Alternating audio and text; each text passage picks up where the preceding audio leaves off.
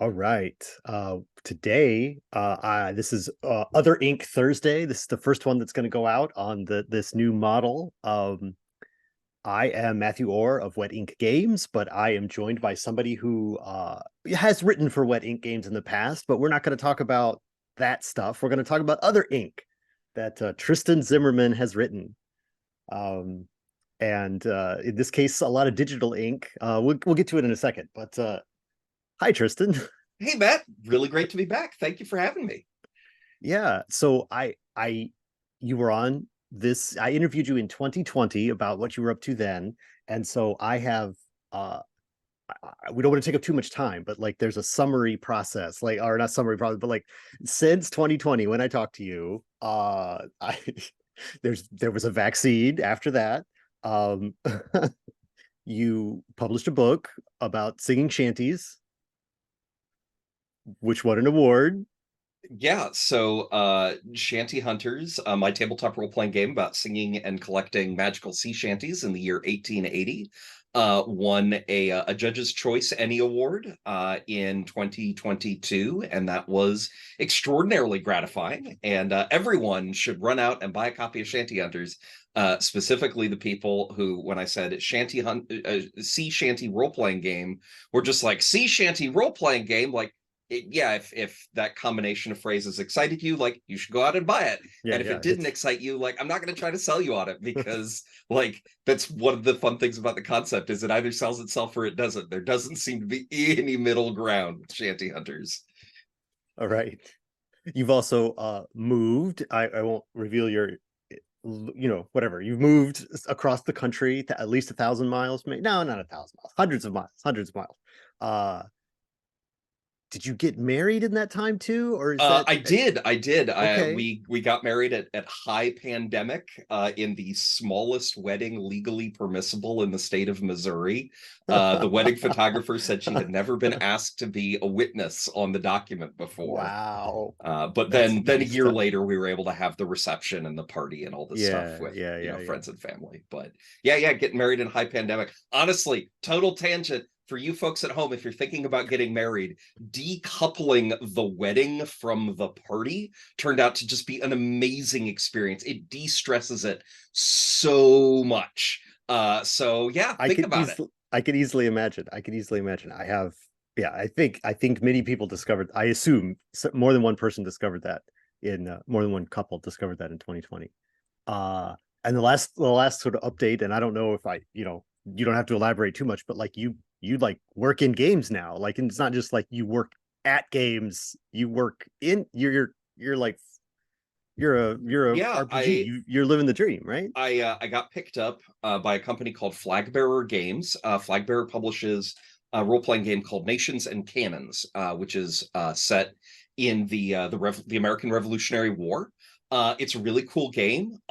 It also seeks to present the Revolution in a way that kind of incorporates American history for all Americans, right? So there's a whole bunch um, of queer folks contributing to the revolution, and people of color contributing to the revolution. And like, it's not, if you're willing to go beyond these like hagiographies that were handed down in third grade, like, the American Revolution is incredibly complicated and multifaceted and interesting, and it really is for everyone. And hey, let's do a role-playing game about it that's like very familiar to people who play fifth edition D&D, and where you play as scouts and skirmishers and spies. And yeah, it's super cool. And so Flagbearer Games brought me on. And now I'm kind of writing for RPGs full time, which is incredible, and a thing that I was not expecting to happen at this point in my life, but it's happening. So that's amazing. That's so awesome. I'm so happy for you.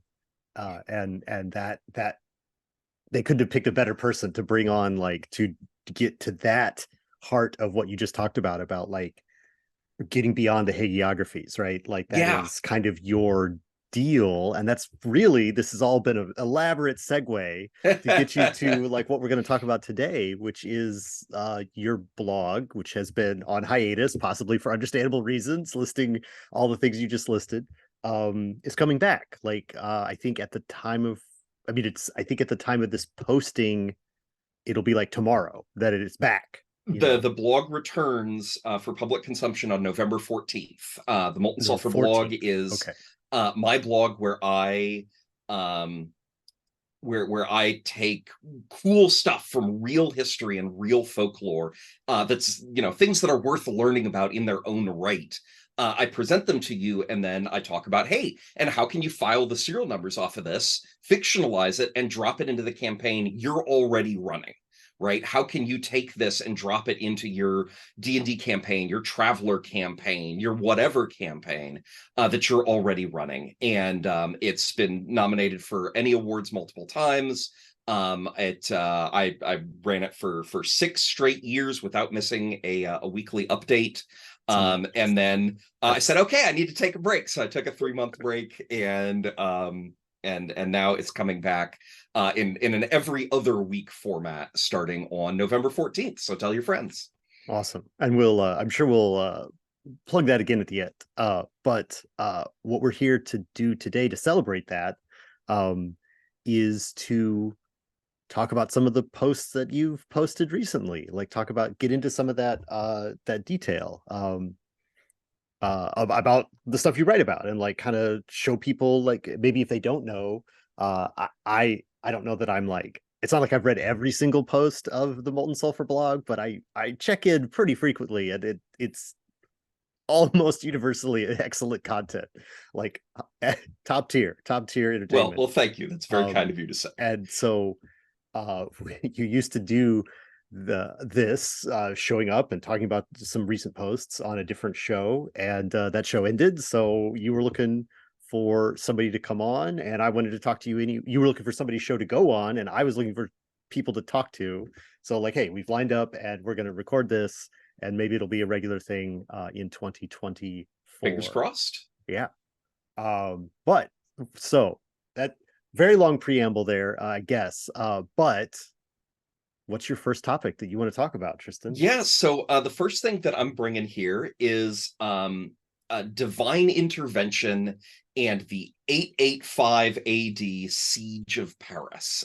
So fair warning in advance, my garbage pronunciations are going to be a recurring theme in this interview. So I'm going to start out by garbling some Latin. We're taking this from just a really wonderful source, the Bella Parisiae Urbis. That word, the middle word, which is just like of or about the city of Paris, France, is just wow. I can't wrap my tongue around it. But what the source is it's an epic poem. And when I say epic, I don't mean like, oh, you know, it's full of blood and guts and swords, though it is. But rather, no, this is a poem written in the meter called dactylic hexameter, which is technically what defines an epic.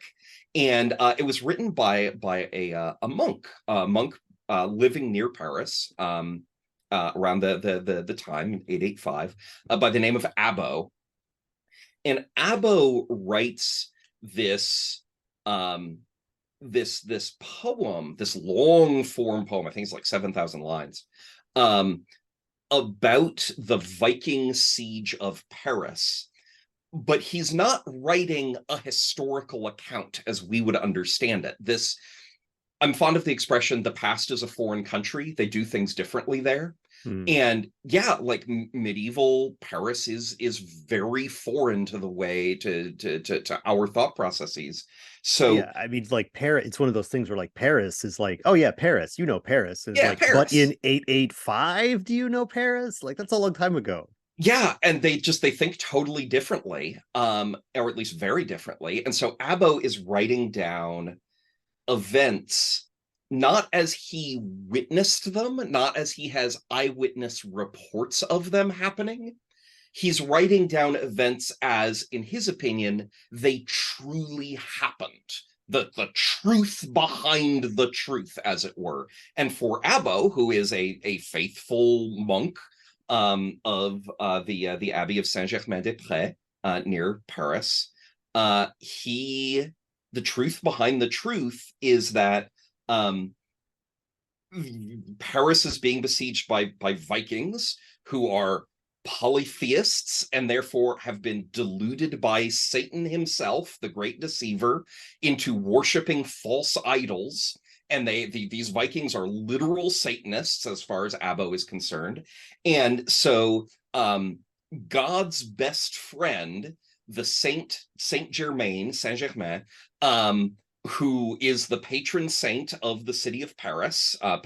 Paris has many patron saints in 2023, but Saint Germain was the big one in 885. Saint Germain, best friend of God, is coming down from on high to hand out miracles because Saint Germain, and God for that matter, are not thrilled about the idea of literal Satanists trying to do bad things to good Christians in the city of Paris. And just, it's so wild. Like, I mean, again, this is crossing the linguistic bridge or the cultural bridge or whatever. But when you say like Satanist Vikings try to sack Paris, like that creates like a bunch of like images that like you said from 2023.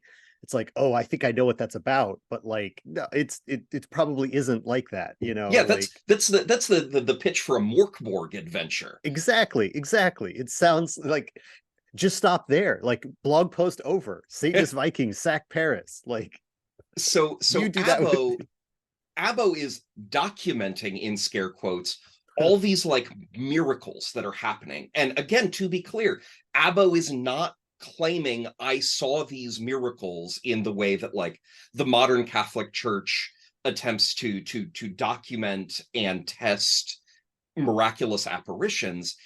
He's not saying, oh, I heard from somebody who saw these miracles. He's saying it doesn't matter whether anybody saw it or not.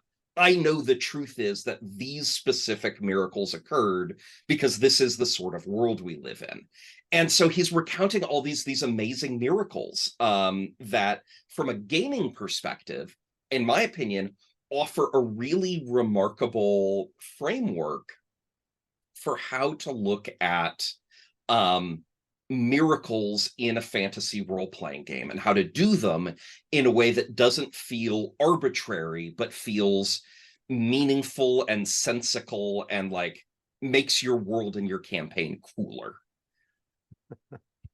So yeah, I really liked this perspective on it as like a, you know, because especially in a fantasy role-playing game, it's so easy to, you know, I mean, cleric is one of the classic D&D classes, you know, like, oh, you pray and stuff happens, you know, and running up against demigods or Aasimar or all the other, like, you know, it's so easy to do that in games. You know, there's whole books of like Realm of the Gods and stuff like that kind of stuff. um pantheons of the universe, you know, and you stat out you know, Indira and, you know, Kerba and all the ones from every pantheon, you know. Anyway, it's so, but to give like sort of, I don't know, like not like put some rules on it or something. I don't know. Like, I just really liked your take. So yeah, setting you up, and go for yeah, it. so Abbo's like to kind of at the start of the siege, you know, oh, the Vikings are digging in, like it's clear this is going to be a long siege, and like Saint Germain isn't too involved yet. But and you know, God's handing out kind of some minor miracles, right? Like, you know, oh, there was this Viking and he was, you know, he had a big shield up, but somebody's arrow like phased right through the shield and then hit him in the heart. And like, yeah, you know, that shows that God's on our side, not on those stupid Vikings. There's one that was very funny that I quite liked, where there was a Viking chieftain, because these Vikings are not like politically unified or anything. This is just like a big mass of men with a whole bunch of different leaders among them. And one of them now like to say like, we're not going anywhere. We're going to take Paris. We're going to get all the loot. He announces that he would rather camp at the bottom of the Seine River than leave France. And so, okay, his boat capsizes, he falls overboard, and he drowns in the Seine, and his body sinks to the bottom of the river. Like, God's helping him keep his oath. Like, what a nice guy God is, helping him out there. But things kind of start getting wild when the Vikings try to burn one of the bridges over the Seine. So the reason why this entire siege is happening in the first place is the Vikings aren't really interested in Paris. They really want they've sailed their ships in from the ocean up the River Seine, and they really want to raid the Seine River Valley behind Paris. But Paris at this time is located primarily on the Ile de la Cité, which is just in an island in the Seine, and it's got a bridge onto the island on either side. And so there's bridges in the way of your boats. Like, you can't sail past Paris as long as there are bridges in the way, unless you like get some help from the people up there. Like, oh, sure, take your masts down. We'll, help drag you through, blah, blah, blah. So the Vikings decide they're going to burn one of these bridges. One of these bridges is stone. One of them is timber. They're going to burn the timber one. So they take a couple of longships and they fill them up with brush, and they light them on fire. And they've got men on either bank holding ropes that are connected to these burning ships. And the men are walking down the bank, or up the bank, I guess, guiding the ships in towards the wooden supports of this bridge. They're going to burn the bridge. And Abo recounts it very poetically. Everyone cries out with one voice. The walls weep tears of salt water, and everyone cries out, including the walls themselves, cries out to Saint Germain. Help us save your city. In life, you were the Bishop of Paris. Now you're God's best friend. Like, won't you help your city? And God gives Saint Germain the nod, like, okay, you can go do this thing. So Saint Germain comes down to earth, not yet in corporeal form. That will happen, but Saint Germain guides the burning boats to where they strike, not the wooden supports, but the stone foundations of the bridge.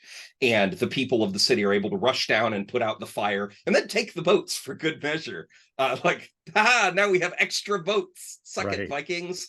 And from kind of that point on, the miracles get bigger and bigger and bigger. But the key is, these miracles are personal. This is not, some sort of grand master plan. This is not God acting as a master strategist to drive back the satanic hordes. This is one guy. This is Saint Germain, who is a saint, but like in the way of Catholic saints, was a man in life. And as a man, he has interests and priorities and values and things and likes and dislikes. And Saint Germain, the man, Saint Germain, is handing out miracles based on his personal priorities. So, for example, the abbey at which Abo is a monk is an abbey devoted to Saint Germain, and it has Saint Germain's limbs in it as a holy relic, which is wild. And the Vikings are like doing bad things in the abbey of Saint Germain des Prés, and Saint Germain doesn't like it, right? This is my abbey. This is mine. Like, knock it off. Stop doing bad things in there. So he's not handing out these miracles and like, oh, this will turn the tide of battle. He's like, hey, stop touching my stuff. Yeah. So like, somebody breaks a stained glass window. So Saint Germain strikes him dead. Somebody tries like taking a crowbar to open up the coffin, the stone coffin, the sarcophagus, I guess, of Saint Germain's dad. And a piece of stone shoots out while he's trying to pry it open like a bullet and strikes him in the chest, and he falls over dead. Somebody's climbing up on the roof. Very disrespectful. Don't climb on the roof. And so Saint Germain sends a gust of wind to lift him over the edge and hurl him down to his death. And my personal favorite, somebody steals a blanket from the abbey and like sleeps under it, because that's what you do with a blanket. And so Saint Germain's just like, oh no, absolutely not. Like, don't go steal it and use my blankets. Those are my blankets for my monks. So while this Viking is sleeping, Saint Germain shrinks his body, and everything that's under the blanket gets shrunken down to the size of like a child, and his head and the stuff that's above the blanket is not shrunken down, and this is so traumatic that he dies. Yeah, yeah. um It's so it's wrapped up like a burrito, right? That's yes, the yeah, like, uh oh, and now he's yeah, small. right. That's it's um it's just so, like you talked about, like the past is a different country. Like these things aren't even like, I mean, you could talk about like, oh, you could make a movie of this or whatever, but they wouldn't put that scene in. Like modern yeah, that'd be readers so would be like, weird. what is happening? Why is this what's happening? So yeah. Or like the Vikings decide to use the Abbey of Saint Germain as a paddock, right? As a corral. They shove a bunch of captured livestock in there. Like that's super disrespectful. You can't have a bunch of animals in Saint Germain's Abbey like pooping on the floor. Right, right. So Saint Germain kills all the animals and then fills all their flesh with worms so that the Vikings can't even eat the flesh. And then like as Saint Germain's feast day is approaching, he starts like appearing in the flesh. People see him walking around his abbey carrying a lantern. Sorry, one like super duper cool detail. So the Vikings are using the abbey, Saint Germain's abbey, as a command post. It's near the city. It's got nice thick stone walls. Like it's a good place to hold a command post. And Saint Germain doesn't do anything about that. Abbo explicitly tells us, like, yes, Saint Germain isn't going to stop him from doing that. Why? Because having the Vikings, as long as the Vikings are being respectful, as soon as they're disrespectful, it's a no-no. But as long as they're being respectful, having them in the Abbey is okay because it shames the defenders of the city. Look, the Abbey of your patron saint is full of Satanists. Isn't it shameful that you have permitted this to happen? And So this is where I get into like I'm a big fan of like the split between Watsonians and Doylists, if you're familiar with that. no, So like any of all of the Sherlock Holmes stories written by Doyle, there occasionally appear some inconsistencies about whether or not he will use a gun, whether or not Watson is married. And so the game is, are these because Watson is inconsistent and Doyle as the was in, narrator of the as the narrator of the stories, he just story? makes mistakes sometimes. Or is he trying to, or is there a deeper meaning to the inconsistencies, or like whatever? It's all perfectly written, and it is Watson who has made mistakes. Or I find myself uh quite the Doyleist most times, where it's like, no, Doyle didn't care what he wrote 5 years ago when he wrote that story. He just wrote something new in this one.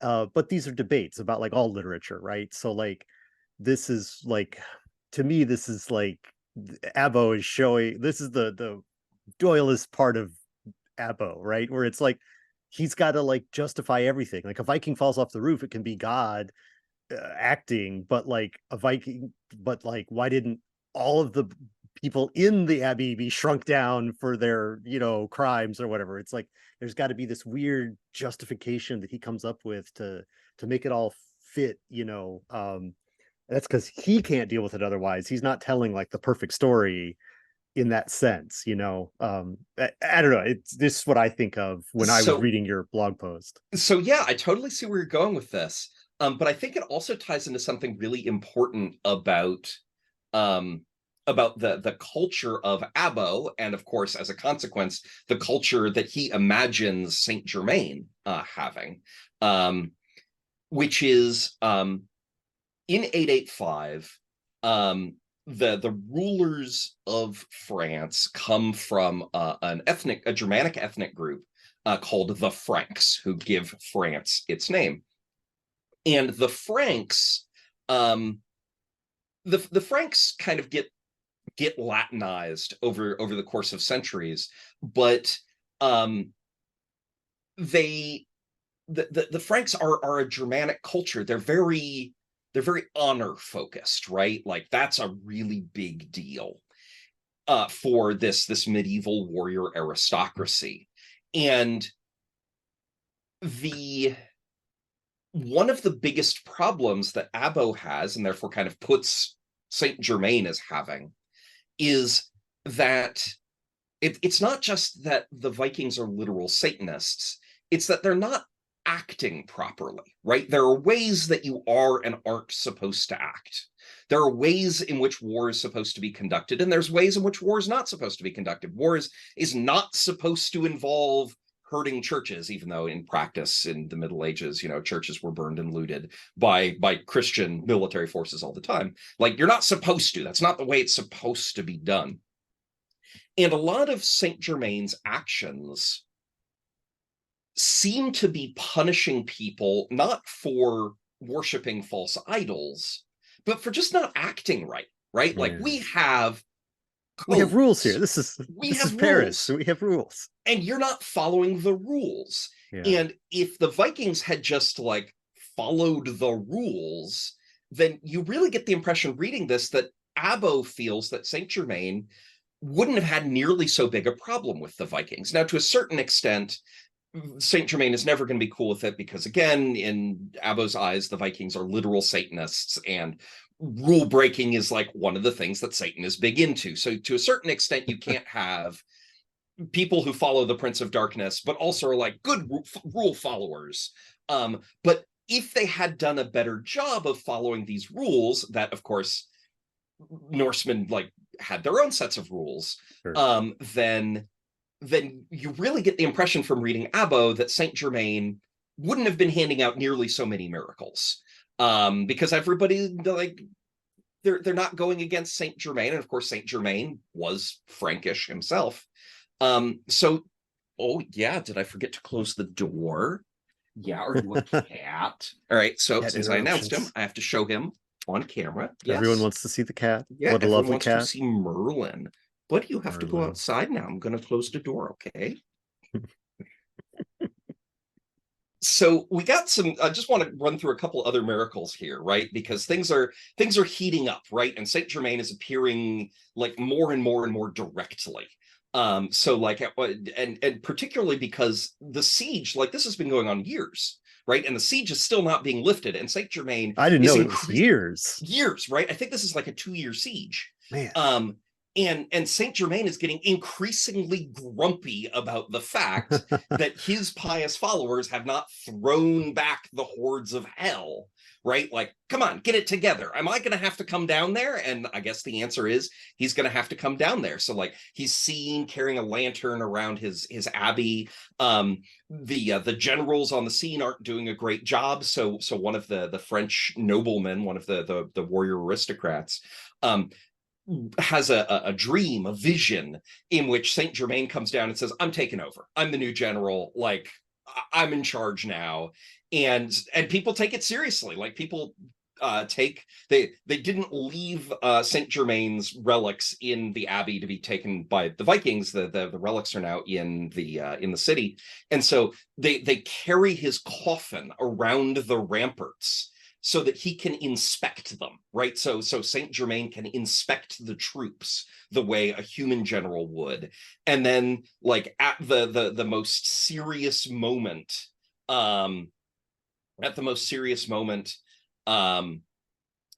Saint Germain appears himself in the flesh, fighting in the battle as like a glowing champion. Ultimately the whole thing winds up turning into a nothing burger. King Charles the Fat of France shows up and is just like, we got him on the ropes, but I'm just going to pay him off anyway. Like, just here, have a bunch of money. Please go elsewhere. Please swear to me that you will leave France. This was very common in England. It was called the Danegeld. To just pay the Vikings off so they would go elsewhere. The Vikings, solemnly swear that they will leave France. And then as soon as they're out of earshot of Charles the Fat, it's like, all right, we're plundering Burgundy. So they go to Burgundy and they plunder in Burgundy. And the whole thing is very embarrassing. But it's a big win for Saint Germain. It's a big win for God's best friend. And like, from a gaming perspective, I think that this shows a really cool way to like humanize your miracles, right? And to figure out, okay, you've got some sort of powerful figure, a demigod, a god, a really big important saint, and they have the ability to cause miraculous events to occur in your campaign setting. But what are their priorities, right? All Right. too often we can just be like, oh, well, he's looking after his clerics, and he likes these kind of vague, intangible things that are in his portfolio. Like, no, give him personality. Like, make there be things that he really cares about, and then make there be things that, like, look, I know that I should care about this, right? But like, this sounds like a you problem, honestly. I know that I should care about the giant army outside your walls, but like, I really feel like you guys need to solve this yourself. And only when it's been 2 years and it's clear that you guys are not solving this yourself, that like, okay, I guess I'm gonna have to come down there. And like, I feel like humanizing your stuff, and kind of behind the GM screen saying, okay, here are things that this deity will intervene in, and here are things that they won't intervene in. Is really fun, and it makes your adventures like cooler and neater. Well, it is sort of like, I guess, like it's easy enough to just be like, Deus Ex Machina, right? I mean, it's like, it's all, if you could just get the MacGuffin petition type thing off to the right deity in your D&D or whatever, your fantasy adventure game, then all problems are solved because the god is all powerful and or powerful enough to handle this or whatever. But then it's like, or something else where I'm thinking about other media. One of my favorite authors has it's a it's a thaumaturge is one of the kinds of magic person in this realm, and like they only learned like four prayers, and like two of them never work, and they're like, I don't know if that god died, I don't know if I learned the words wrong, I don't know, I can never pray those two prayers right, so I only have two prayers that do whatever. It's like, that's just the way that world worked, the way that author wrote it. And so it's like, that kind of stuff where it's like you can send off the petition or whatever, but if it's not worded right, or it's not like, you don't use the proper titles, those kind of things are, um then that almost becomes a quest in and of itself to find out, like, okay, we have to send this message to this powerful being that can solve all our problems, but like, what's their preferred title? We have to find that in order to, or they'll just they'll throw the mail in the trash. Like, I don't know, it is the kind of that thing where it's a complication, or I like the idea of humanizing, right? Because like, the majority of the people who will be playing the game are human, and I've heard that therefore, about people who play RPGs. yeah.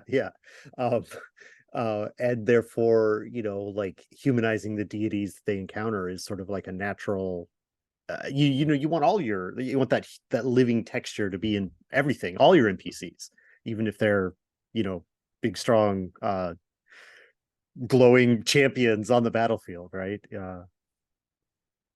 And I like the word complication, because as a GM, one of my preferred ways of making um, making situations fun is to throw in complications, right? You have a relatively straightforward goal, but like, oh, here's some stuff that complicates it, right?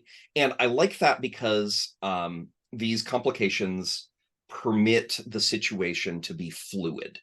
um Instead of, oh, well, I've got this module and like it says these things happen in this order, so here we go.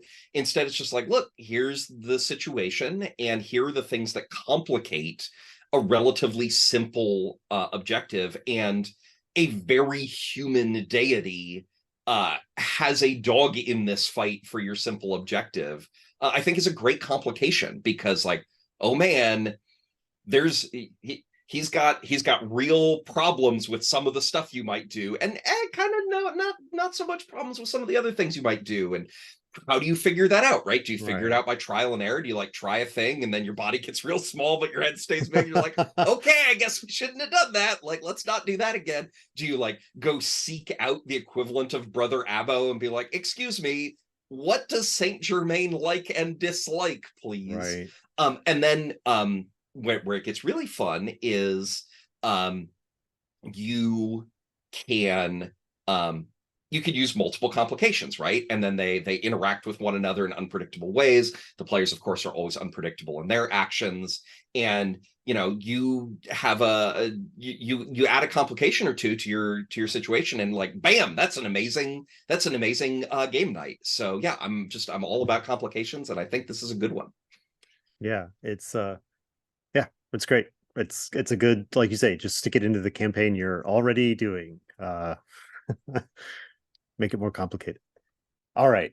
We talked for a while. You got another one that we want to do maybe a little faster.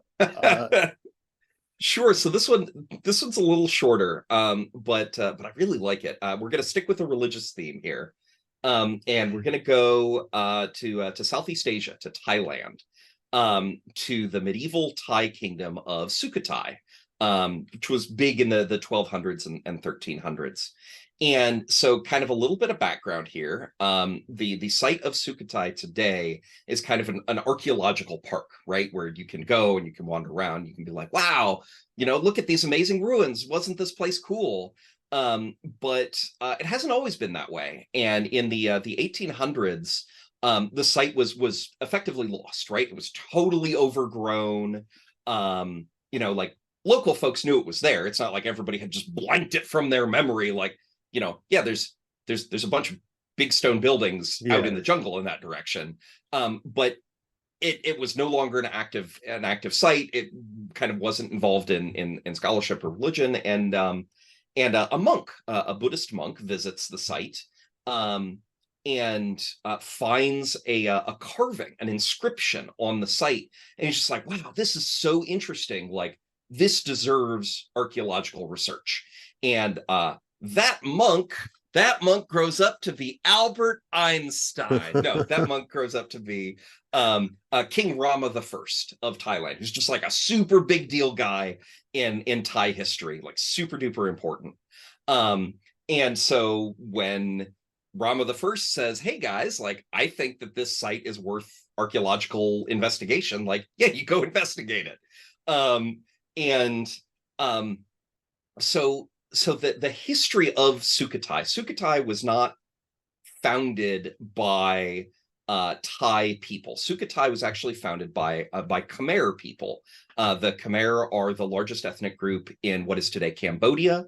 And in the Middle Ages, they had an empire in Southeast Asia, like a super cool, super interesting Khmer empire. And they founded the city of Sukhothai kind of as a frontier outpost on the edges of the Khmer empire. And then around 1230, or mid 1200s, these two Thai chieftains, because there are lots of Thai people living in the area. These two Thai chieftains take over the city. They seize it from the Khmer, and one of the chieftains becomes the first king of Sukhothai. His brother, the other chieftain, becomes the second king of Sukhothai. And many Thai people today point at this moment as being kind of the birth of the modern Thai nation. Like it's a big deal is what I'm getting at. And they make changes like very rapidly. They start making changes in Sukhothai. Like there's still plenty of Khmer people living in Sukhothai. It's they're just not in charge anymore. But the new Thai rulers of the city start making changes. They change kind of the grid pattern that the city is built on a little bit. They erect some new buildings. They erect some defensive fortifications. And one of the new buildings they build, in fact, the largest of the new structures they build, is the stepped pyramid that's super weird. And I say that because it's different from everything else at Sukhothai. It's different from everything the Khmer built. It's different from everything the Thai built. Like it's unique in this city. And so imagine you are a Thai archaeologist in the 1800s, and you're clearing the jungle and figuring out what's going on, and you think you got a pretty good handle of what you're finding in the city, and then you find the stepped pyramid that's unlike anything else you've seen here. Like, what on earth is this? What is this doing here? And the likeliest explanation for what it is it is the site of something that we know existed at Sukhothai because it's referenced in inscriptions. And it is likely the site where a Thai spirit, a local Thai kind of regional deity, and folks who are familiar with Thai folk religion today are like immediately raising red flags, like, what do you mean? Like, that's not like strictly anyway. Like, I'm gonna get to it. This regional Thai spirit called the Phi Muang, and again, referencing at the beginning, mispronunciations are going to be a theme here. And the Phi Muang is the most powerful of the local spirits. It's a regional demigod, and it has to be propitiated, right? It has to be appeased. It has to be kept happy. And medieval Thai people and Thai related people across Southeast Asia during this period have Phi Muangs, right? They propitiate Phi Muangs. It's a thing. And the inscriptions at Sukhothai are real vague about how you go about propitiating Phi Muang. But they make it clear this is a responsibility for the king. This is something the king has to do. The king has to keep the Phi Muang happy. And one can argue it's triply important because the Phi Muang is a Thai deity. The Khmer did not propitiate the Phi Muang. Like, hey, maybe the reason we're in charge of Sukhothai and not the Khmer is that they did not keep the Phi Muang happy. Like, we better make sure we keep him happy, otherwise, same thing might happen. But here's the problem. The way Phi Muangs are propitiated in other parts of the Thai adjacent world in this period is animal sacrifice, drinking alcohol, and drinking blood, suggesting that the king is out there sacrificing animals, drinking alcohol, and drinking blood at this stepped pyramid, this weird looking stepped pyramid that's not like anything else. But the Thai, during this period, are converting to Theravada Buddhism. And killing animals, drinking alcohol, and drinking blood are all bad things in Theravada Buddhism. They're things you're not supposed to do.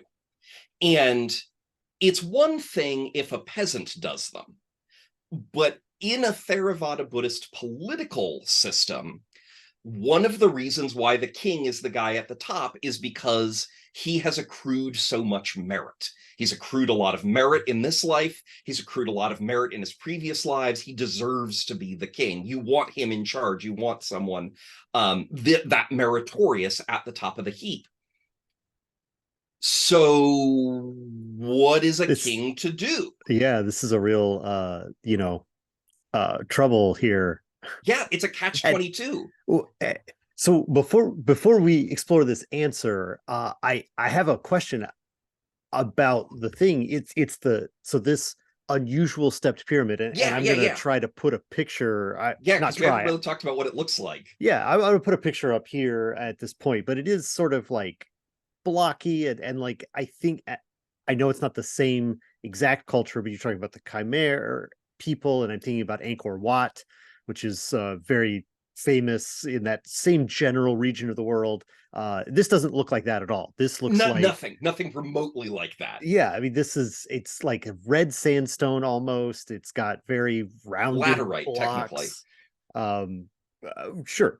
And and you could describe some more of the details too, but like, you said this was a new building once these Thai chieftains took over. They built this building there. when they came Yeah. in, or was it So already there? no, it Like was that not was the already there. It was okay. one of the first things they built when they took over. This pyramid is only like 15, 20 feet tall, right? It's not really that tall. It has 4 tiers, right? It's a stepped pyramid, and the tiers look super weird. This is I think the most interesting part of what it looks like. The tiers don't fit together. They don't look coherent, right? The bottom tier is very short, right? It's only 2 blocks of stone tall, too visible above the grass. And then the second and third tiers are very tall and steep. So they look super out of place to the first tier. And then the fourth tier, the one on top, is like really set back from the other tiers. Like it's a lot smaller, and whereas the bottom 3 tiers are undecorated, right? It's just blocks of laterite stone. Um, the top tier is decorated, right? It's got like these courses, and it's got the stones were put in place and then worked. They were chiseled into attractive architectural elements. And there's these steps going up the side of the pyramid. So like very clearly, it is intended that somebody climbs the pyramid and does something at the top of it. Something at the top of it. But like you just have to walk up to this thing, and even if you have seen no other buildings on the site, you can be like, yeah man, this is weird. Like, what's going Yeah. on with this thing? This doesn't look like it was constructed like intentionally. And so the answer seems to be that the kings were a little bit embarrassed about this, right? And the solution that they arrived to of must not do unmeritorious acts, must not do these bad things, but also must keep the Fimuang happy, very important to do that, is do the things that keep the Fimuang happy, right? Like do animal sacrifices, drink the alcohol, drink the blood, but don't talk about it, right? Don't advertise this fact. Don't put it out in the world that like, yes, I, the king, the guy who's in charge, at least partially because of all this merit I've accrued, am doing the things that like I look down my nose at you for doing, you silly peasant.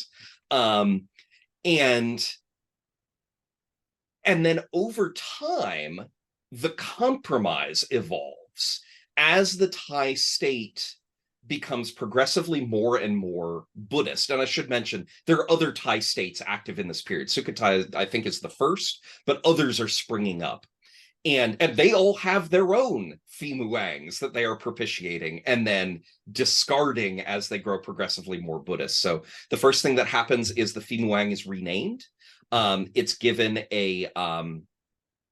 kind of a title and an identity that fits a lot better into Theravada Buddhist cosmology, rather than being just like a regional demigod land spirit. It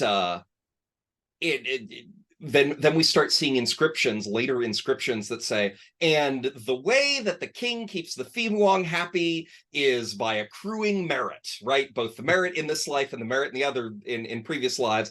I don't know what you're talking about with that whole sacrificing animals thing. Like, that's clearly bad. A good Theravada Buddhist king wouldn't do that. Like, so the sacrifice is out. And then people start constructing a columned temple site that includes the the pyramid. So now the pyramid is like physically part of a Buddhist temple, and kind of the cherry on top comes, I think, in the late 1300s, when an urn containing the ashes of the mother of one of the kings is placed atop the pyramid, and boom, the Fimuang is now totally defanged. It is, this is just another Buddhist site. Definitely not anything weird or unusual here, even though the building is so obviously out of place and weird. Yeah. So is that just a factor of like it's so out of place architecturally because it was never updated, because it wasn't really the use never changed or whatever, so like they didn't have to update the building, or is it, I don't know, is there like So there are styles of Buddhist architecture, right? Like most religions have sure. particular architectural styles that go along with them. And this particular pyramid doesn't fit into those styles. Even the number of steps it has 4 steps. In Southeast Asia, ceremonial pyramids have odd numbers of steps, but this one has an even number of steps. And looking at what the archaeologists have written about it, what they seem to be saying is that that this site was erected in the style that was appropriate for propitiating a Fimu Wang, but that style is not, the architectural style is no more consistent with Buddhist traditions than the theological implications of a Fimu Wang are. And so it's worth noting that other Thai states are getting rid of their Fimu Wang pyramids. So in one of them, they just tear it down. They just tear it down and they build a temple on top of it, and that's how they resolve that problem. In another one, they turn the site into a stupa, right, which is a Theravada Buddhist site, an important sacred site. So everybody's kind of handling both the theological and the architectural oddities differently. But yeah, like it's out of place because it's from a different tradition, and it's from a tradition that the kings of Sukhothai are trying to leave behind them as quickly as they can get away with it. Yeah, it's neat. It's neat to see those kind of like layer. I mean, archaeology is all about the layers, right? So like not just the soil horizons underground, but like the architectural layers. Stuff gets built on top of other things, repurposed and renamed, and it's neat to see such a strong example of that. It's still there in the city archaeological park, I guess is what you said it was today. Yeah. It's a somewhat of a curiosity, just still there to I provoke questions, I guess. So what's gameable here? Like, I mean, it's a cool thing from history. It's a cool story from that part of the world. What's the gameable hook that you've got for it? So I see 2 very different ways in which you can hook this in, and the 2 different directions to me depend on is the site still active? If you want to just like take this idea and file the serial numbers off of it and drop it right into your fictional campaign, the question for me is, are you dropping it into a capital city, a vibrant, active capital city like Sukhothai in the 1200s? Or are you dropping it in the jungle, like when the monk who would become King Rama discovers it in the 1800s? If you are having it as like a really weird site in the middle of these ruins in the jungle, then the way I would have it handle, if you were in a game, whether it's a fantasy game or a science fiction game that has kind of either fantastical elements like in Star Wars, or a game that has sufficiently advanced aliens that are indistinguishable from magic. What I would have is the Fimu Wang is still there, right? He's living inside, or even sitting on, this weird looking pyramid in the middle of a ruin, in the middle of a jungle, and he can't leave. Because when the people who built this site left, right, when they left for greener pastures, they didn't take the Fimu Wang with them. And I should mention that the Fimu Wangs still exist in modern Thai kind of folk conceptions, but they're no longer these like big deal, powerful regional demigods. They're like little local spirits, right? Just like little spirits of a place. So they have been defanged. So anyway, like you show up in this ruin, and like there's this weird pyramid with a weird being living in it, and he's just like, hey man, I got abandoned here. And he paints himself as the wronged party, right? Like, oh, it was this, like, they forgot I gave them everything, right? I was the reason they were able to be here, and then they just forgot about me, they abandoned me, and isn't that terrible? Boy, could you do me a solid? Could you get me out of here? Could you, like, dig me out of this? Could you carry me to another temple so I can, start doing cool demigod or sufficiently advanced alien being things again? Wouldn't that be great? And of course, in any game I would run, he is not the wronged party, right? He got left behind for a reason, right? This guy is not great. And people had meetings before they left this place. They're like, oh, let's leave this guy behind. He did some solids in the past, but, like, boy, not thrilled about the things we had to do to keep him happy. Like, that stuff, not great. Right. And it's kind of the classic, like, trapped, or even like a trapped sort of thing where, for whatever reason, I'm thinking of the Hexus trapped in the big old tree that's at the beginning of Fern Gully. Like, they would, it's even further than, like, he made us do unpleasant things. It's like, no, we spent a lot of effort putting him in this pyramid, and you're coming in here with your whatever those, it's going to be a problem when you let him out. We spent 200 years taking this guy and turning him into a defanged Buddhist spirit, right? And you're just gonna put those fangs right back in, really, my dudes? But he was here at the time, so he knows where all the good treasure is buried, right? He knows the secrets of what was going on here at the time. Whatever reason your player characters are here in this site, like, he can absolutely help them with that. So is it worth making a deal with this guy? That's how I would handle it if you want to have him in a ruin.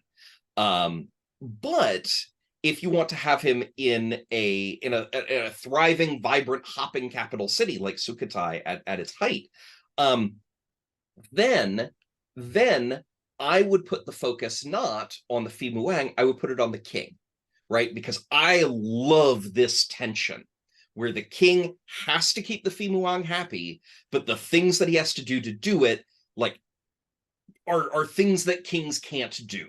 I think that's a fabulous tension. So the way I would do it is, yeah, the king's out there doing the things, right? He's sacrificing animals, he's drinking alcohol, he's drinking blood in order to keep the Fi Muang happy, and, like, nobody can know about this, but yet you can't hide that, right? Like, this is a public site, people live near here, so there are eyewitnesses, all of whom are just like, I'm not going to tell anybody what I see happen. And the priests and the monks of the state religion, they all know what's going on, and maybe one of them isn't thrilled about it, so she kind of brings in the party, and she's like, look guys, there's this weird pyramid outside of town, and, like, somebody is doing stuff at this pyramid that is not appropriate for our culture, right? It is culturally inappropriate, and, like, can you guys go figure out what's going on, right? Can you figure out who's doing it? And of course, she knows what's going on, she knows who's doing it, she's fully in the loop. She just wants it to stop, and it has to feel organic, right? Fortunately, it's not going to be hard for the PCs to figure it out, right? Like, you stake out the spot. Sooner or later, the king shows up leading a kid goat, takes it to the top of the pyramid and sacrifices it, and they be like, look, the shadowy figure, like, grab the shadowy figure. Oh no, it's the king. And then the players are in this really, you've shoved the characters into this really awkward situation where, like, okay, what do we do with this, right? And that's like, we were talking about complications before. That's like, in this moment of weakness, of political instability, then, like, anything can happen at that point, right? Exactly. And so, like, now the player characters have to pick sides, right? Are they on the king's side? Or do they betray his secret? Are they on the priestess's side? Do they just be like, guys, you'll never believe what we saw the king doing. Look, the bloody knife has his fingerprints on it. And then there's the question of the political calculus. Like, maybe the priestess has miscalculated. Maybe she thought that, once the secret comes to light, everybody like, oh no, get rid of that king, like we need a much better king, maybe a king that the priestess says is okay.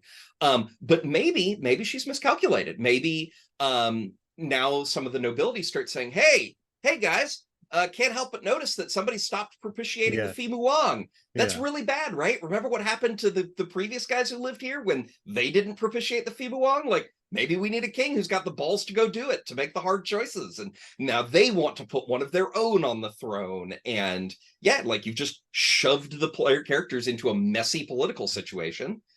Great.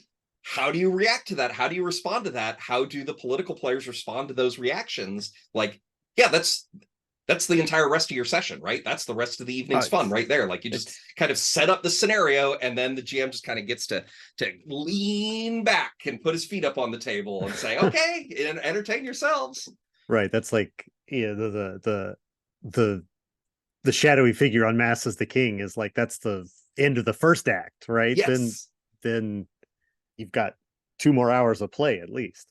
Um, yeah. All right. Well, that's great. I think we've talked enough. I think today this is I'm feeling very glad that I reordered the things we were talking about, because to pull back the curtain, we were going to talk about a third thing too. And then we talked about how we were going to handle it. And it's like, maybe we're going to reorder these so that if we cut off here, well, it's yeah, and all good. I like that they're both sort of these religious expression explorations of not ephemera, but because like a pyramid is more than ephemera, but like it's the cultural expressions of these sort of religion, and which is something that And it deep and sincerely held faith, right? oh, Like right, exactly. Abo deeply and sincerely believed these things that he was writing, and the people who worshipped and propitiated at this pyramid called Wat Kon Laeng, like they genuinely and sincerely and deeply believed that they were doing right by their people and by their state. Right, And in that in sincerity, is there is story. right. That's a good phrase. That's a good phrase. Um, well, again, thank you so much, Tristan, for coming on spending some time talking about these blog posts. One more time before we leave, give a plug for what this is all directed to. What is, if you, I mean, I can do it for you because I read it at the end of your blog every week, where it's like, if you like this, there's a lot more. There's 6 years of stuff just like this that Tristan has found and is presenting, and you can read it on moltensulfur.com. Yeah, so I'll of course say moltensulfur.com.